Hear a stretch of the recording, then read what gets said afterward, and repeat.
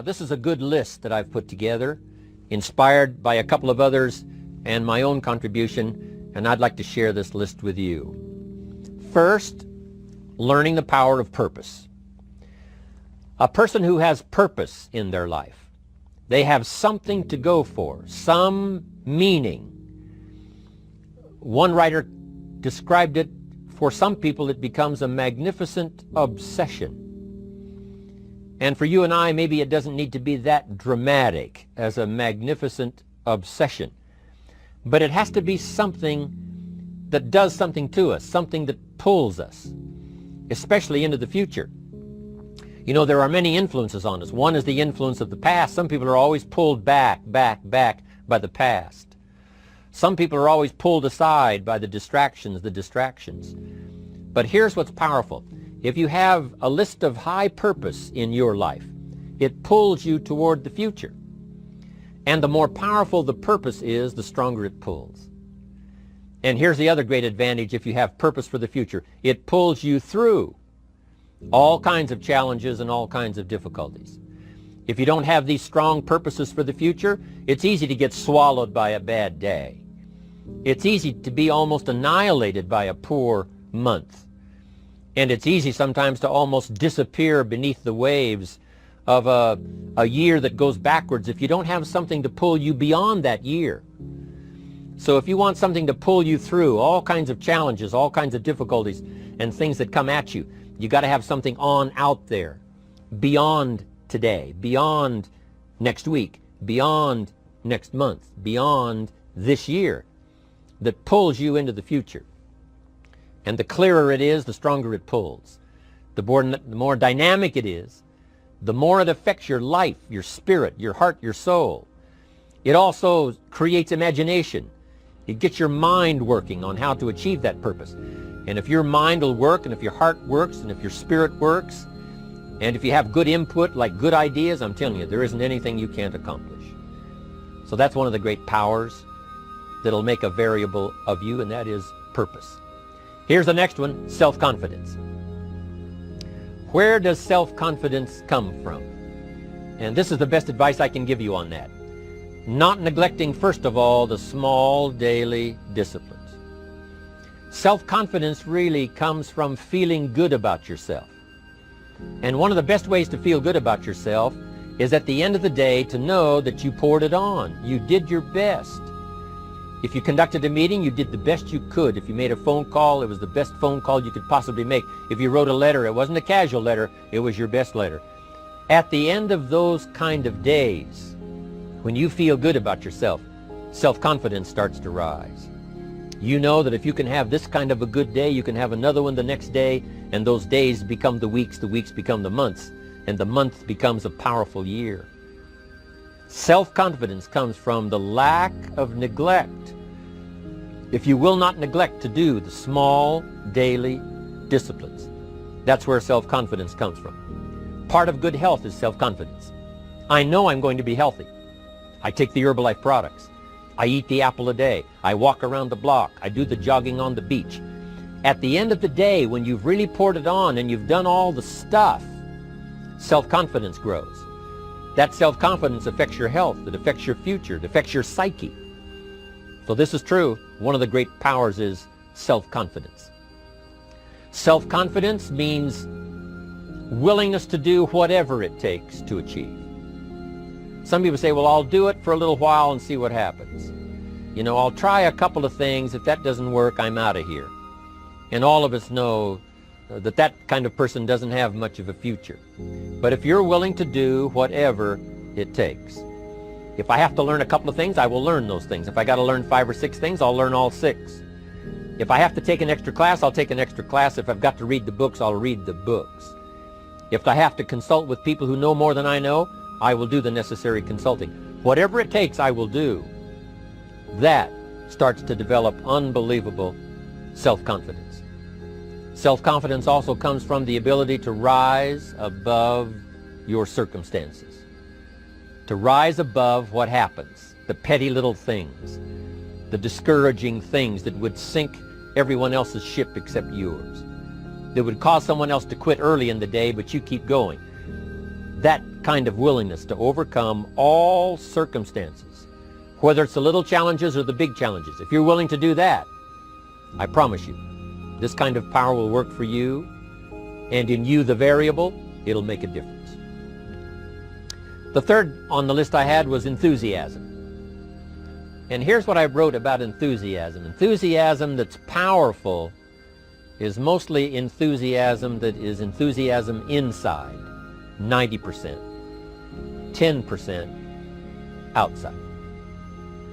We all know what the enthusiasm is like when somebody lets us see their enthusiasm, which is like the 90%, and only 10% of it is inside.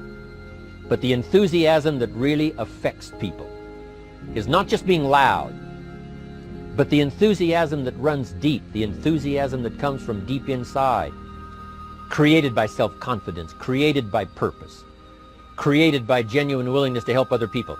That kind of enthusiasm, knowing that you're going to get the job done, knowing you're going to affect people, knowing you're going to have testimonials flowing in from all kinds of directions. That kind of enthusiasm. A lot of it is quiet. A lot of it is unheard. And the 10% that's heard, it rings a bell.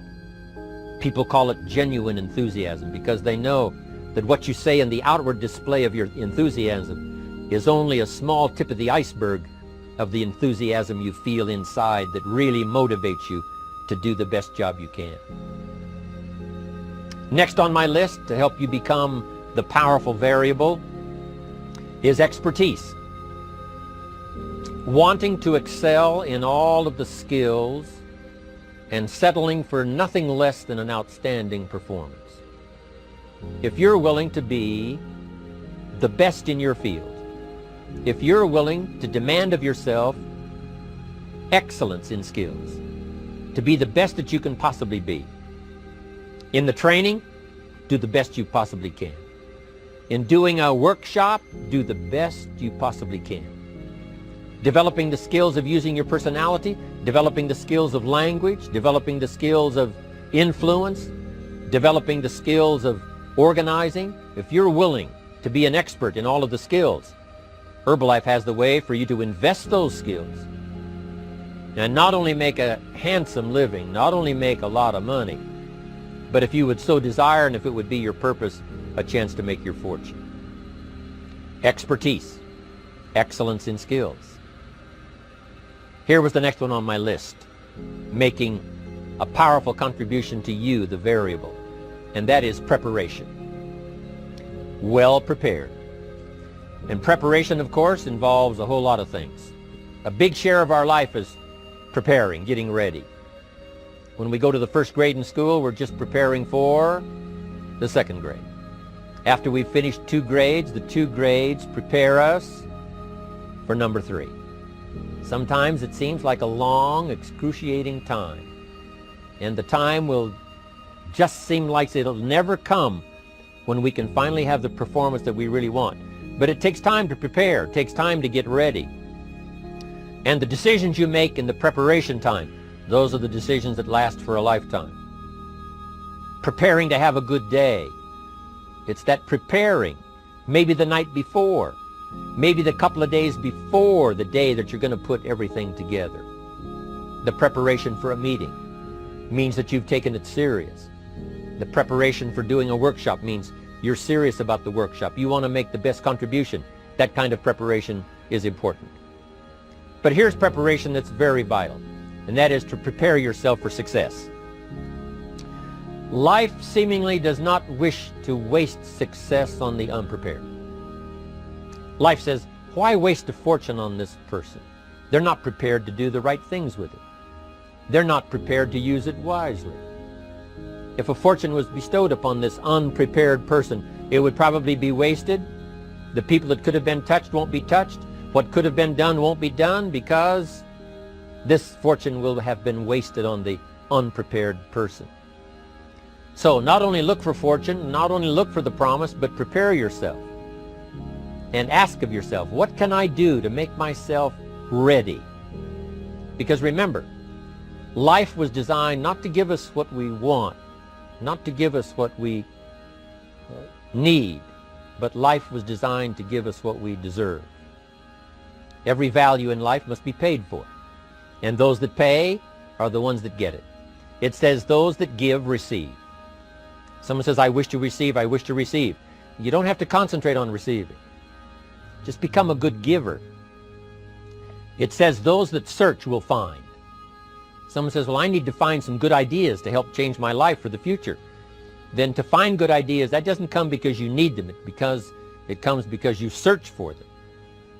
If you want good ideas, you got to go after them. You got to go to the class, you got to go to the workshop, you got to go to the training, go to the book, right? You got to go to the journal, right? Go where good ideas are being taught, go searching, go looking, because good ideas are not going to be wasted on those that are not seeking, searching, well prepared.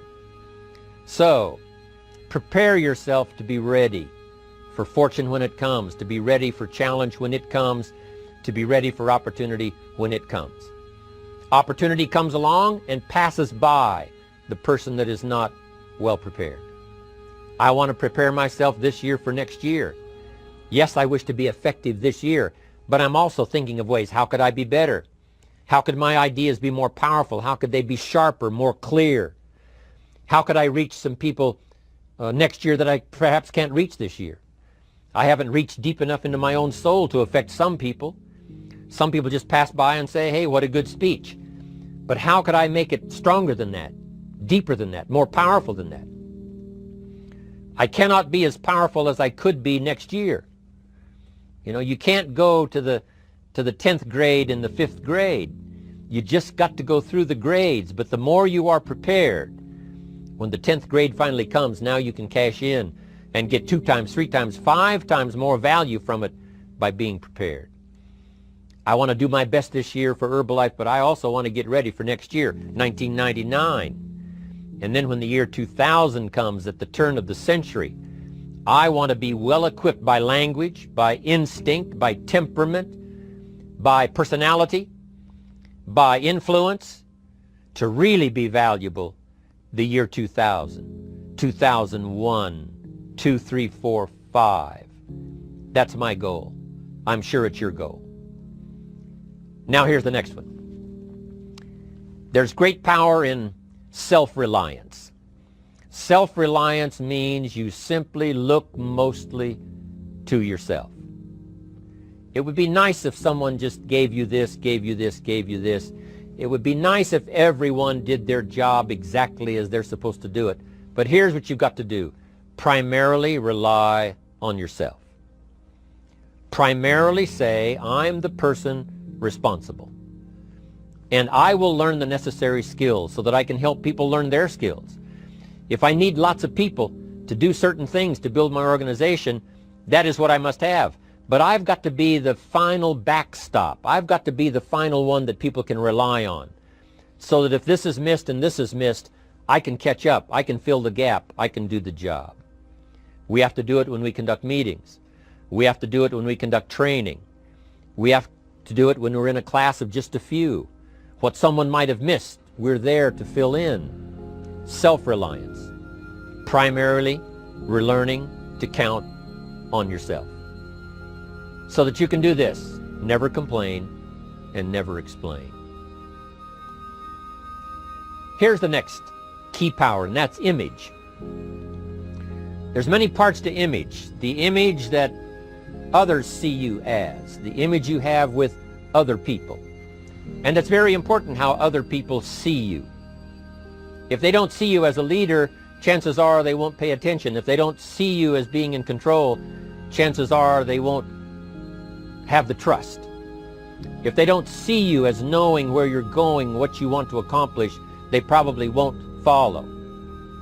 But if people can see you, if you have the image of someone that's in charge, in control of your life, your future, your destiny, in control of the situation, if they see that, that kind of image is powerful. It helps to win the day. It attracts other people. People want to be around people that are in control, that are powerful, but they know how to use their power. Influential, but they know how to use their influence. That kind of image is important. But here's a very important image, and that is your image of your self. The way you dress, the way you talk, the way you think, your capacity for learning, all of that is an important image that you have of yourself. The image that you have that if it needs to be learned, you could learn it. If there's a book that needs to be mastered, you could master it. If there's a skill that needs to be learned, why couldn't you get busy now and learn that skill? That kind of self-image, that I am continually trying my best to be the best I can. Because one of the most important places you have to look is into the future, yes. You got to look into the past, yes. You've got to look around, yes. But one of the most important places you have to look is in the mirror. You know, how I appear to other people, that's important. But how I appear to myself is the ultimate importance. That kind of image, to where you'll develop the self-confidence, you'll develop the self-reliance. Now here's another one in my rather short list. The next word is character. Becoming a person of high values, a person of principles, a person of honesty, a person that earns respect. That kind of character. It took character when Mark started to put the marketing system together. How can we have a system that will build in the integrity, that people will know that if this happens, then this will happen. And if this goes wrong, here's the way to fix it. Unless you have the principles and the character and the integrity to put together a viable plan for a wide variety of people, then the system is not going to last very long. And I've been around long enough, and I'm sure you have been around long enough to see a lot of systems that got started, but they failed. And the reason is because they were not constructed with integrity. They were not constructed with character. They were not constructed with doing the right thing. They might have been constructed to take advantage. You know, cash it out as quickly as possible and leave. Mark was involved when others took advantage of him all those years ago before Herbalife. When someone took advantage and didn't have the character, didn't have the principles, and didn't have the character to stay, the character to see it through, the character to do the right thing. So this is important, to develop the character within yourself, that people see you as honest, as fair, willing to do the right thing, willing to be helpful, but always willing to walk the center line, not to pass the line. When we come to an opportunity like Herbalife, especially multi-level network marketing, it is so dynamic, it is so powerful, and it is so possible in fortune making that sometimes people want to speed up the process by cutting the corners, by neglecting to do the right things, you know, to cheat a little here, you know, cross the line just a little bit, because then, you know, it'll grow faster and you can cash in quicker. Not necessary here. Doing Herbalife right will build your fortune longer and stronger than trying to cut the corners and not doing it right. If we'll have the integrity that Mark had when he started it, and keep perpetuating that we will do the right thing by the marketing system, the right thing by a distributor who has a customer and they take care of that customer belongs to that distributor. That kind of integrity in the marketing system, the kind of integrity we have among each other, the kind of character we have to rely on each other, because here's what we cannot do. We cannot do this by ourselves. Mark's got to count on me. I've got to count on Mark. We've got to count on the president's team. The president's team has to count on the chairman's club for advice and counsel. We have to count on the millionaire team, the tabulator team, the world team. We've got to count on the distributor. We've got to count on the distributor giving the right message to the potential customer. We've got to count on the distributor giving wise counsel to the new recruit, teaching them the right way, the Herbalife way, the principled way, the character way. Vitally important. Building and developing your own character. Now here's another one. It's called self-discipline. Self-discipline, all of us have a challenge with that.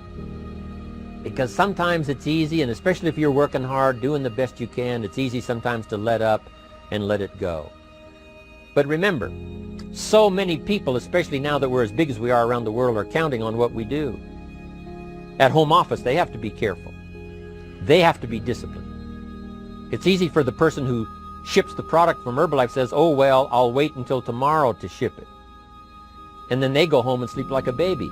But the distributor who's waiting for that product doesn't sleep that night, or doesn't sleep when the product doesn't show on time. But if everybody will have the discipline to say, I will do the best job I can. I will make mistakes, of course, because we're all human, but I'll try to remedy those mistakes and do the best job I can. That kind of self-discipline that understands how important your part is in all of the functions that work. Coming to work on the set here, HBN, there's so many people that play a part.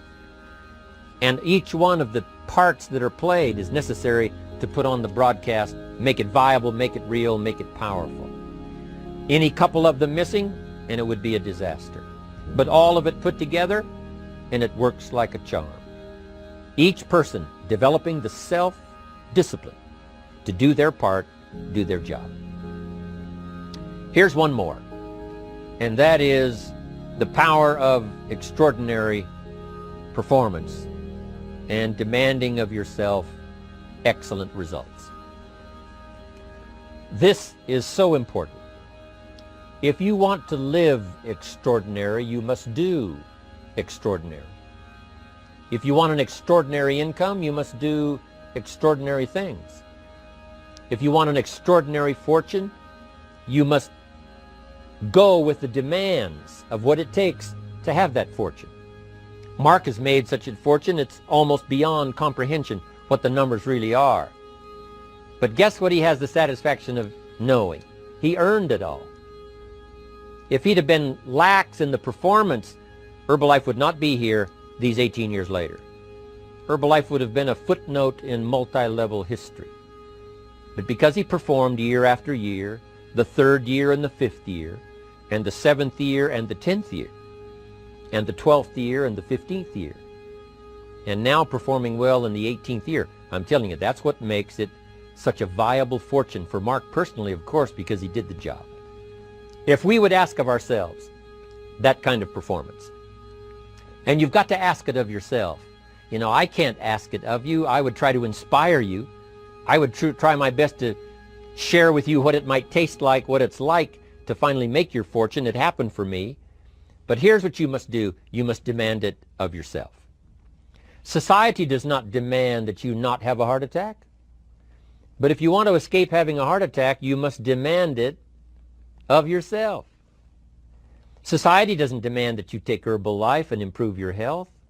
You have to demand it of yourself. Society doesn't demand that you jog around the block every morning. But if you want good health, you must demand it of yourself. Society doesn't demand that you read a couple of books a week and improve your intelligence and your knowledge. That you must demand of yourself. Society does not demand that you build a financial wall around your family nothing can get through. That's not a demand of society. But you must demand it, if you wish it, you must demand it of yourself. Society doesn't demand that you learn a list of 10 skills.